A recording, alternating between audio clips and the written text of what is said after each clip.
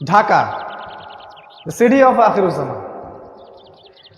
আমি ঢাকাকে অন্যভাবে দেখি, যারা ঢাকায় থাকেন তারা হয়তো এভাবে দেখেন না। এটাই স্বাভাবিক যে বাহির থেকে দেখার ব্যাপারটা একরকম, আর আপনি যে ওখানে বসে আছেন তখন আপনার দৃষ্টিতে এগুলো ধরা না পড়াটাই অনেকটা স্বাভাবিক। কোরআন এবং সহিহ সুন্নাহ থেকে আমরা আখিরুজ্জামানের যতগুলো সাইন পাচ্ছি, এগুলোর মধ্যে কিছু কিছু সাইন আছে এমন যেগুলোর সাথে ঢাকার ব্যাপারটা 100% মিলে যায়। এবং এটা সময়ের ব্যাপার মাত্র যে কবে আল্লাহ পাকের গজব এখানে চলে আসে। বস্তুবাদী শহর, মেটেরিয়ালিস্টিক, যেখানে সময় খুব দ্রুত পাস করে, মানুষের জীবনযাত্রার লাইফ লেন খুব ফাস্ট লাইন অফ লাইফ।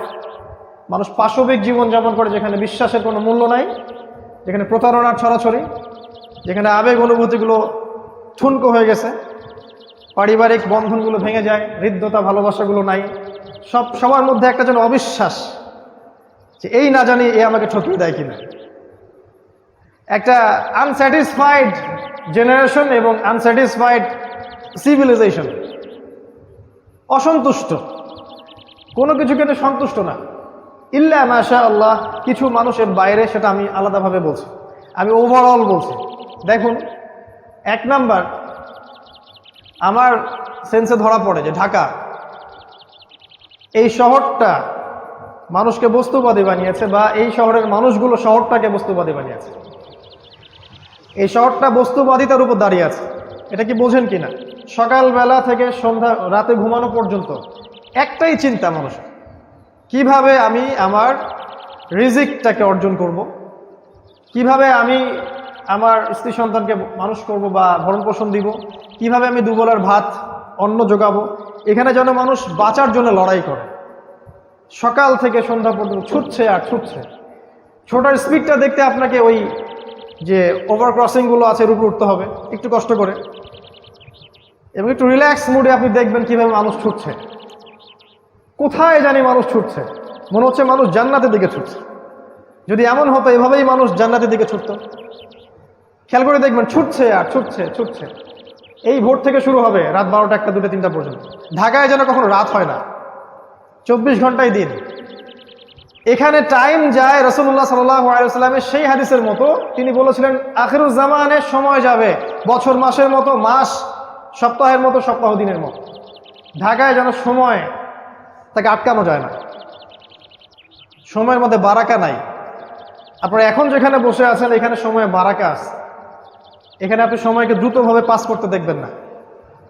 আমাদের সেকুলার আইসগুলো অবশ্যই এগুলো ধরতে পারবে না, তাদের কাছে মনে হয় সময় ক্যালকুলেটেড, 24 ঘন্টা দিন রাত। আল্লাহ পাক যে সময়কে কন্ট্রোল করেন, সময়ে বারাকা দিতে পারেন, এটা ওরা বিশ্বাস করবে না। একজন সাহাবী 40 বছর বয়সে যা যা করেছেন, এই জেনারেশনে 100 বছর হায়াত পাওয়া মানুষ এটা করতে পারে না। রাসূল সাল্লাল্লাহু আলাইহি ওয়াসাল্লাম নিজে একদিনে যতগুলো কাজ করতেন, আমরা মনে হয় 1 বছরে এতগুলো কাজ করতে পারি না। সময় আল্লাহ কন্ট্রোল করেন, এখানে বারাকা দেন। ঢাকায় ফার্স্ট লেন অফ লাইফ, খুব দ্রুত মানুষ ছোটে, যেন মানুষ ছুটতেছে জান্নাতের দিকে। আসলে তারা কোন দিকে ছুটছে? তারা ছুটছে মূলত বস্তুবাদী ভোগবিলাসের দিকে।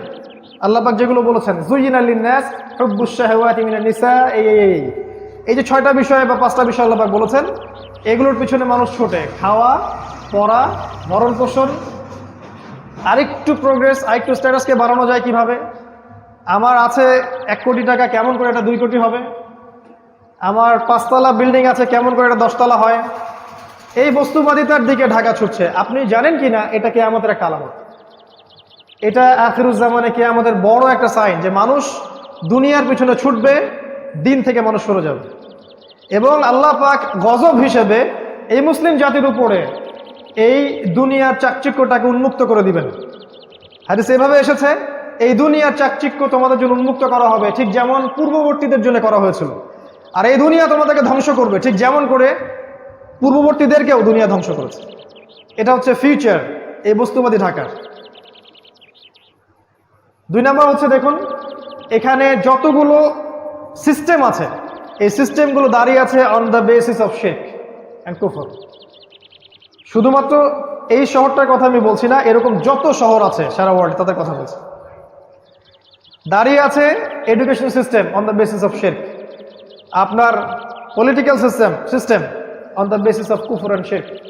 আপনার ইকোনমিক সিস্টেম দাঁড়িয়ে আছে শিরকের উপরে। কেউ ডিবেট করতে চাইলে আমি রাজি আছি, কিন্তু প্রমাণ করতে পারবো যে এগুলো শিরকের উপর দাঁড়িয়ে আছে। এখানে জ্ঞানের সংজ্ঞা শেখানো হয়েছে যে পরীক্ষা নিরীক্ষা পর্যবেক্ষণের মাধ্যমে যেটা লাভ করবেন সেটা জ্ঞান। আর আল্লাহ পাক বলছেন আল্লাহর পক্ষ থেকে যা নাজিল হয় সেটাই চূড়ান্ত জ্ঞান। কুফর এবং শিরক এখানে শেখানো হয়েছে জ্ঞান অর্জনের কি উদ্দেশ্য, একটা জব, একটা চাকরি। এই জন্য বড় বড় চাকচিক্যময় ইউনিভার্সিটি গড়ে উঠেছে এখানে শহরের মধ্যে। এবং এই ইউনিভার্সিটিসগুলো আমাদেরকে কি শিখাচ্ছে আসলে দিন শেষে? অজুর মাসআলা, গোসলের মাসআলা, 10টা হাদিস, 20টা কোরআনের আয়াত, 10টা সূরা, ইতিহাস, ফিকহ।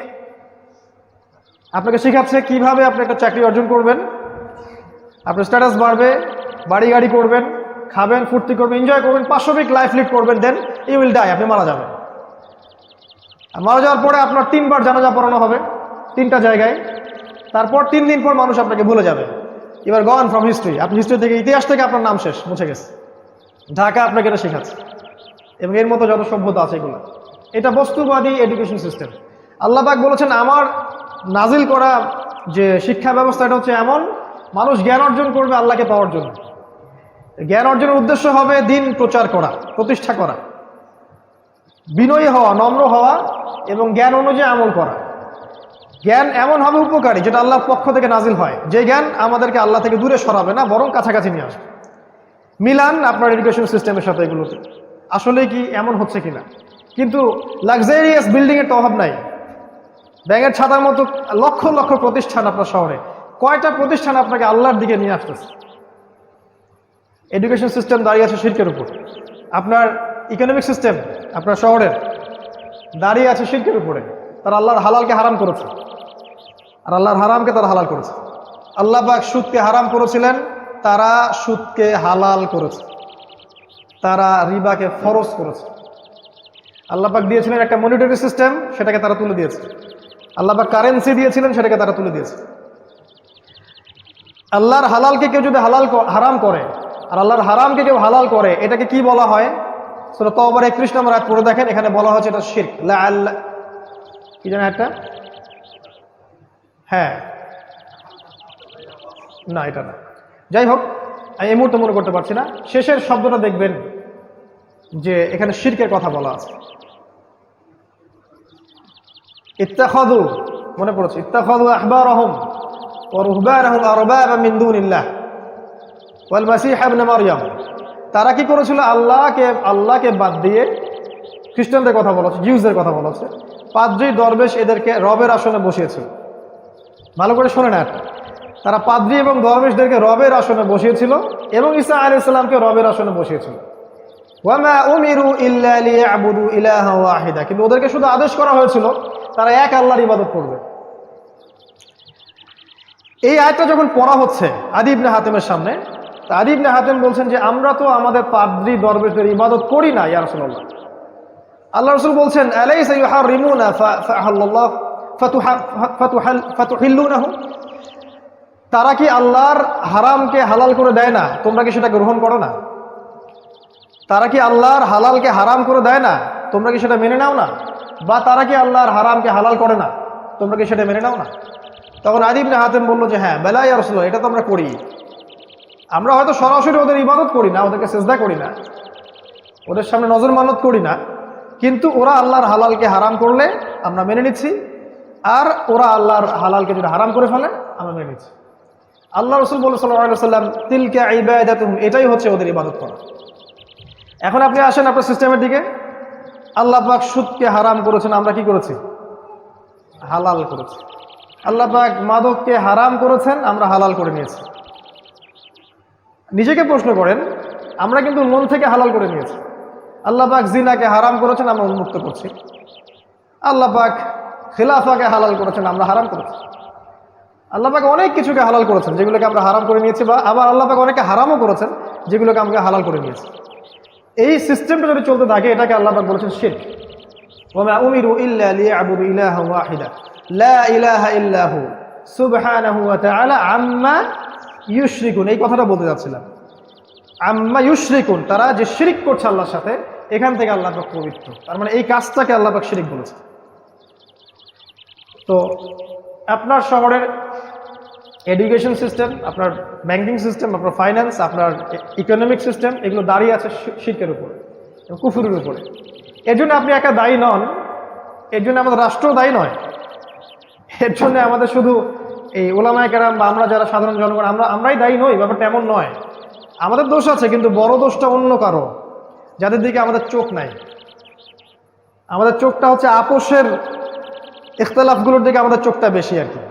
কিভাবে আমরা আমাদের মধ্যে ইখতলাফ করে মারামারি কাটাকাটি করে বিভক্ত হব, এদিকে চোখটা আমাদের বেশি। বড় যে মূল এনিমি, ওর দিকে আমাদের চোখটা কিন্তু আসলে নাই। তো এটা আপনার ঢাকা।